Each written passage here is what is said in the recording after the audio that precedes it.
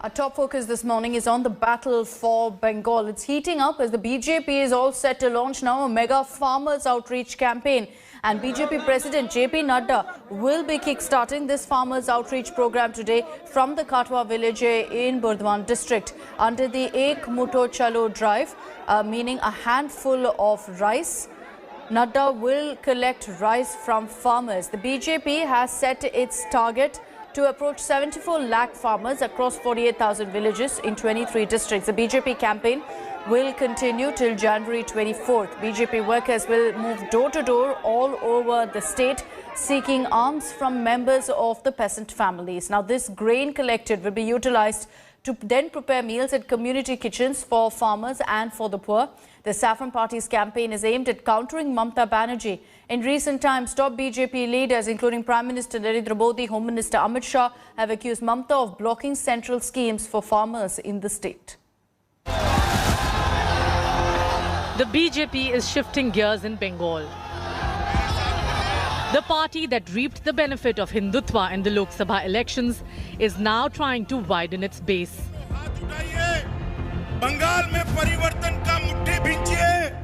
The party is now planning a People's Connect campaign, starting with farmers to checkmate Mamata Banerjee.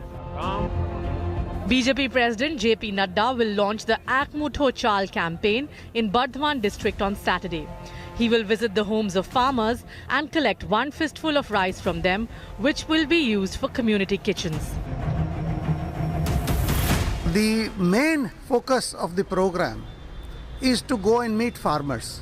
See, this is not a one-off. It's in a series. The last visit was to meet fishermen, this time to meet farmers. We will cover every walk of life in Bengal. BJP has organized Krishak Suraksha Gram Sabhas, which will engage 74 lakh farmers in the state across 23 districts covering more than 48,000 villages. The Trinamool Congress is questioning the BJP's sincerity. वो अपने किसानों को देख रहे हैं क्या करेंगे, वो दिल्ली को देख रहे हैं क्या? ये जो ठंडाई में ये लोग वहां पर है, ट्रैक्टर मिছিল कर रहे हैं, उसके बारे में नड्डा जी का क्या बोलना है? तो यहाँ पर हमारे जो किसान के लिए जो स्कीम्स है, वो तो उनके किसान के स्कीम के पहले दीदी ने की थी. अटल जी ने भी. Prime Minister Narendra Modi had recently accused the Mamata government of blocking central schemes beneficial to farmers. Bengal की सरकार अपने राजनीतिक कारणों से उनके राज्य के किसानों को भारत सरकार से पैसा जाने वाला है. राज्य सरकार को एक कौड़ी का खर्चा नहीं है, फिर भी वो पैसे उनको नहीं मिल रहे हैं. Even as it launches the Farmer Connect door-to-door campaign, the BJP is not slowing down on Hindutva.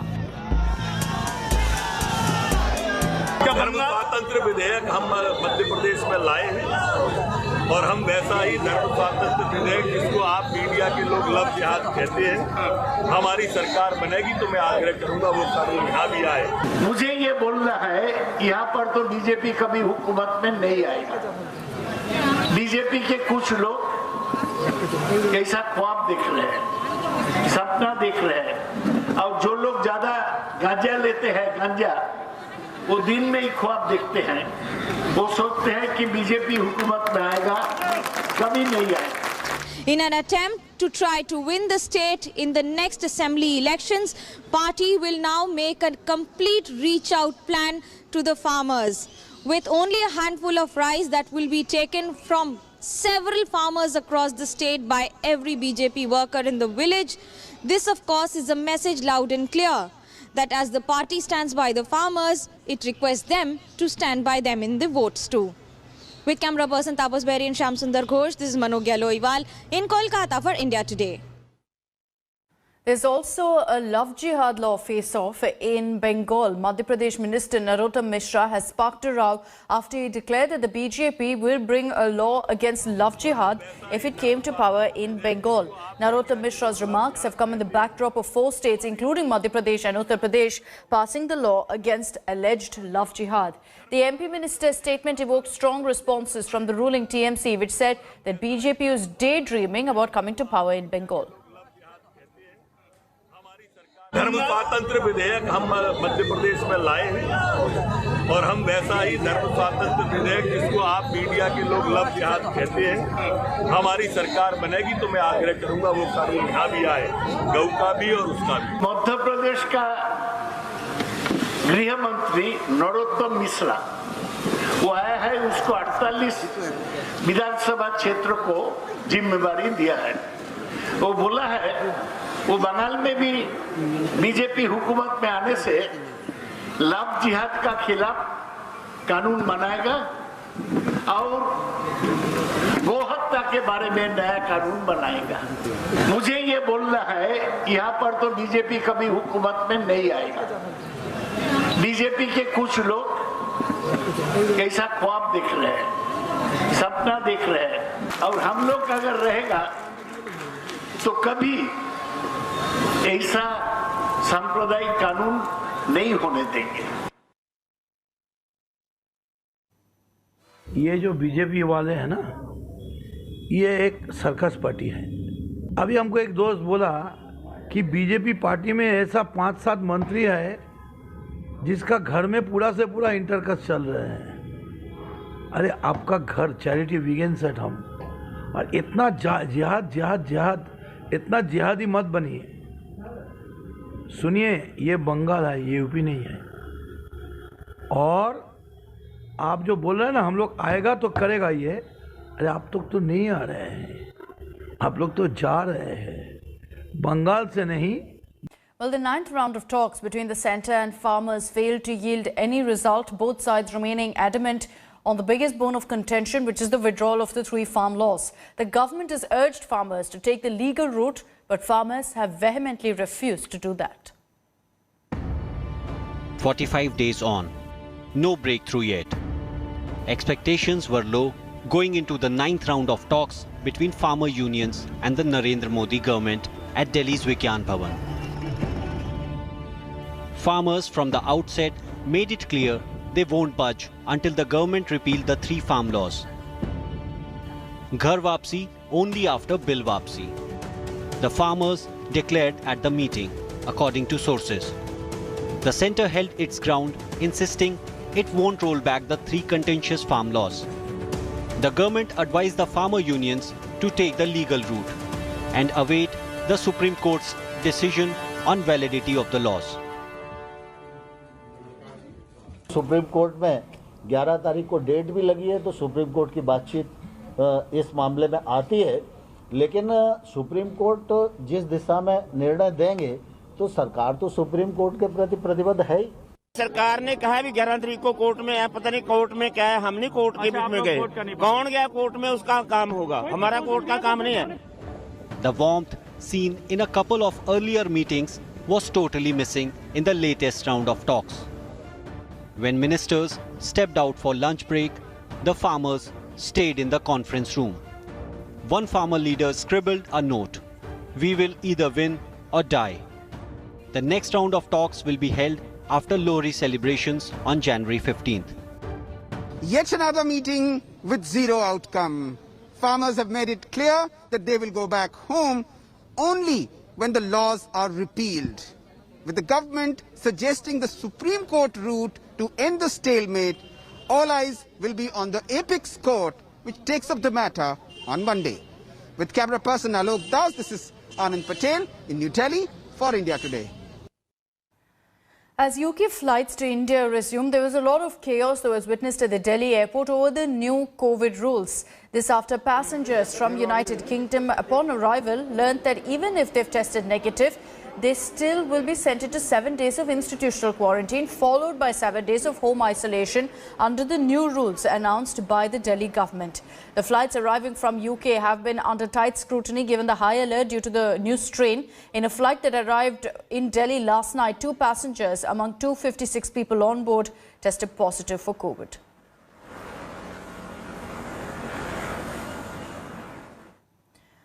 Moving on, ahead of municipal polls in Maharashtra's Aurangabad, the war of words between the allies Shiv Sena and Congress is escalating. Maharashtra Chief Minister Uddhav Thackeray has snubbed the Congress, saying that he's done nothing new by using the name Sambhaji Nagar for Aurangabad because his party has been demanding that for several years. Uddhav also reminded Congress that the common minimum program of the Mahavikas Aghadi has secular word as part of its agenda, and Aurangzeb doesn't fit into that definition because he was not secular. This attack comes after Congress said that they disapprove of the Maharashtra government's move to rename Aurangabad, saying the progress and development of people can't be brought about by changing names, and had reminded Shiv Sena that changing names is not part of the Aghadi's common minimum program. मग त्याच्यात नवीन काय केले मी नवीन काय केले जे वर्षानुवर्ष बोलत आलेले जे स्वतः शिवसेना प्रमुखांनी तेच केले आणि तेच मी करणार त्या एकत्र एक गोष्ट अशी औरंगजेब काय सेक्युलर नव्हता त्याच्यामुळे आमच्या अजेंडामध्ये सेक्युलर हा जो शब्द आहे त्याच्यात औरंगजेब बसत नाही यहाँ के जो बीजेपी के नेता हैं वो हमें बहुत बड़ा ज्ञान दे रहे हैं ये जो मराठवाड़ा में जो औरंगाबाद है उनका संभाजी नगर क्यों नहीं हो रहा है लेकिन आज जो हम औरंगाबाद को संभाजी नगर बोल रहे हैं वो तो बाला साहब ठाकरे जी ने किया है। औरंगाबाद नाम से अगर बीजेपी को इतनी नफरत है घृणा है उस शासक के बारे में तो बिहार में एक औरंगाबाद है बिहार में तो उसका नाम भी भारतीय जनता पार्टी ने बदल देना चाहिए। वहाँ तो उनकी सरकार है बिहार में तो उनकी सरकार है चाहे नीतीश कुमार मुख्यमंत्री हो लेकिन सरकार तो बीजेपी चला रही है। तो ये मेरी मांग है अब कि बिहार के औरंगाबाद का भी नामकरण कर दीजिए। महाराष्ट्र के मुख्यमंत्री को जबरन इच्छा होते न होते हुए भी औरंगाबाद का नाम संभाजीनगर कहना पड़ा। यह महाराष्ट्र की जनता की जीत है। सवाल ये उठता है कि अब यह संभाजीनगर नाम आधिकारिक तौर पे महाराष्ट्र की सरकार कब निश्चित करती है। कारण यह है कि अभी भी कांग्रेस के नेता और कांग्रेस पार्टी इस नाम को विरोध कर रही है। क्या शिवसेना की नौटंकी है? Over to news from Tamil Nadu, where days after DMK Youth Wing Secretary Udayanidhi Stalin mocked Chief Minister Edappadi Palaniswamy, the AIADMK leader and VK Sashikala's nephew Jayanand Divakaran has sent a legal notice and sought an unconditional apology from Stalin Jr. Udayanidhi Stalin had come under fire after his alleged derogatory comments against the Chief Minister. He had mocked EPS, saying the Chief Minister is always following Prime Minister Modi's orders. He further said that EPS is forever falling at Sashikala's feet like a dead body to seek the Chief Minister's post. We're also putting out pictures now of how Udayanidhi Stalin now went on to hold up a picture of EPS falling at Sashikala's feet to defend his comment and refusing really to apologize. This was at a campaign rally in Villupuram yesterday. நான் எடப்பாடி ஆட்சி எடுபடி ஆட்சி எடப்பாடி கிடையாது எடுபடின்னு சொல்லுங்க எடுபடியா யாருக்கு எடுபடி மோடியோட எடுபடி ஒண்ணு கீழ இருந்து எடுபடி கிடையாது டெட்பாடியா ஏன்னா அவர் அப்படிதான் விழுந்து கிடந்தாரு சசிகலாவோட காலில் அப்படிதான் விழுந்து கிடந்தாரு டேபிள் சார்க்கெல்லாம் உள்ள போட்டு விட்டுதான் அந்த அம்மா கால் வழியும் போட்டுருப்பாரு இப்போ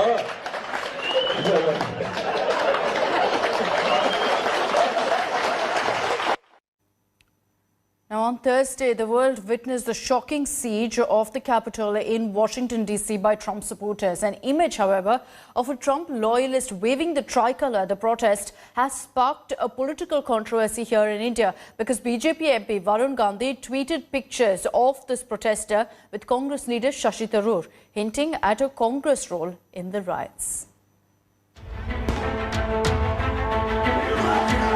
Disturbing images of rioting. Violence at the Capitol aimed at subverting the people's verdict in world's oldest democracy.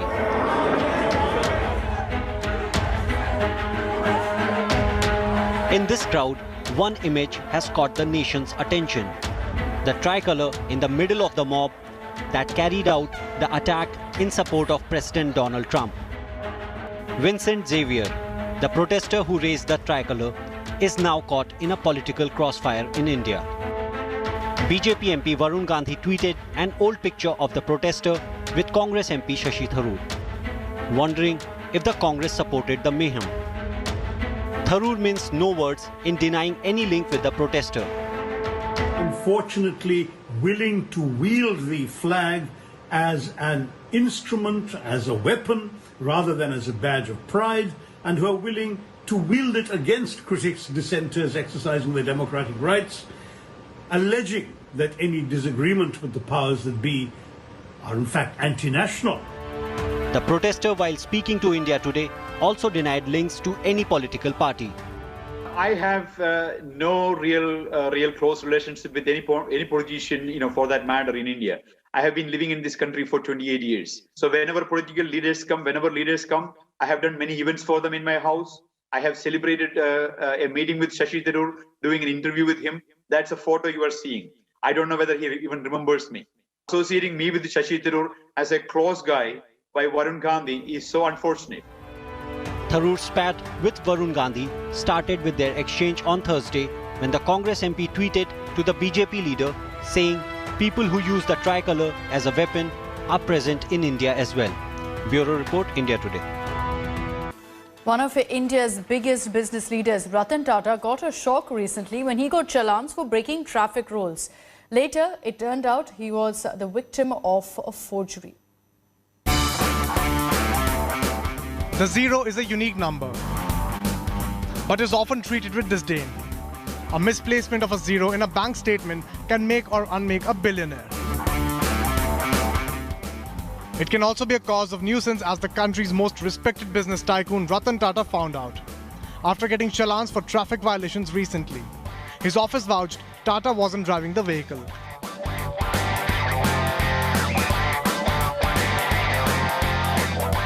A search led Mumbai police to his car. Nothing wrong at first sight, but a zero is missing at the end of the registration number.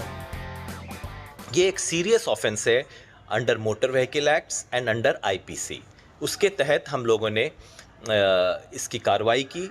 Electronic चालान्स अब हम लोग रतन टाटा जी के नाम से हटाकर Narendra forwarders के नाम पर हम लोगों ने कर दिया है और ये इलेक्ट्रॉनिक चालान्स उनसे वसूले जाएंगे. इस गाड़ी पर टोटल 3 फाइन थे, 3 ई चालान आए, लेकिन वो सीधे रतन टाटा को जा रहे थे और इसके बाद उन्होंने सीएम ऑफिस में इसकी कंप्लेंट की. इसके बाद तुरंत जो है ट्रैफिक पुलिस इस पूरे मामले की जांच में जुटी, जिसके बाद इस गाड़ी का पता लगाया गया.